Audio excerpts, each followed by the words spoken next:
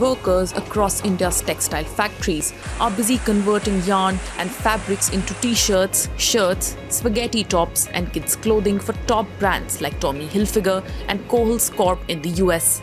The textile mills are on an overdrive as the sector witnessed a rapid boom post-pandemic lull.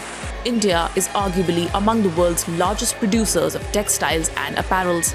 According to government statistics, India's domestic apparel and textile industry contributes 5% to the country's GDP, 7% of industry output in value terms, and 12% of the country's export earnings. India is also the fifth largest exporter of textiles and apparel in the world, with a 4% share of the $840 billion global market.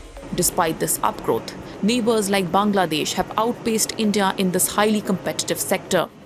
According to an industry report, while global textile exports recorded a compounded annual growth rate of 2% between 2015 and 2019, India's growth rate shrank by 0.8%, while Bangladesh registered a 10% rise. The pandemic also added a double blow to the Indian textile sector.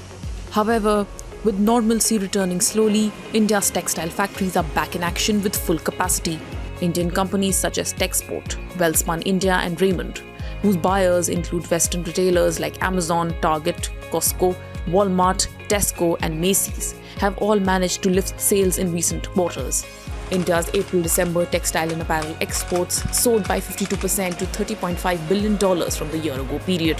One reason behind this surge has been the alleged human rights abuses in China's main cotton-growing province of Xinjiang, where the minority Muslim Uyghur community is under attack. In December, US President Joe Biden signed a law that bans imports from Xinjiang, forcing American companies to look to India as an alternative to China. Several European companies also followed suit, triggering a boost to India's textile and apparel industry.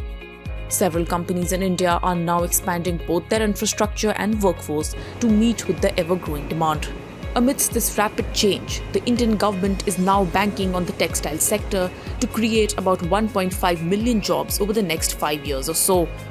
On February 9, India's junior textile minister, Darshana Jardos, told Parliament that the government is working on setting up 7 all-in-one textile parks across the country for about $6 billion to support the textile and apparel industry. These textile parks are aimed at increasing employment and also making it easier for foreign buyers to place orders and monitor supply chains. These textile parks are expected to reduce delivery duration and curb costs. The government has also additionally proposed production-linked incentives worth $1.4 billion for the sector. Producing textiles is an exhaustive process in India.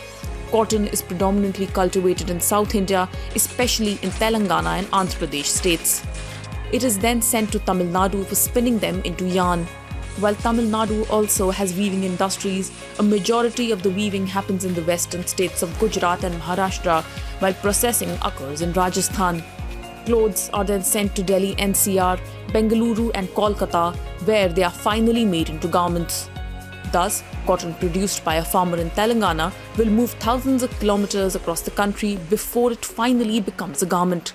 This is a laborious and costly process when compared with the process which takes barely a few hundred kilometers in Bangladesh. When it comes to exports, these garments will travel miles before finally reaching the customers across the globe. India's jobless rate is above 7%. This is estimated to have exceeded the global average in 5 of the last 6 years. This is a massive problem for a country like India that needs to generate millions of jobs every year to enable its young population to join the labour market. The textile industry is India's second biggest employer after farming. Hence, a growth spurt in this industry can prove crucial in helping address India's unemployment woes. Post-pandemic, India's textile and apparel companies say they are now adding new clients, selling more to old ones and also raising production capacity. Thus, India is now hoping its labour-intensive textiles and apparel companies will help it address the nation's job crisis.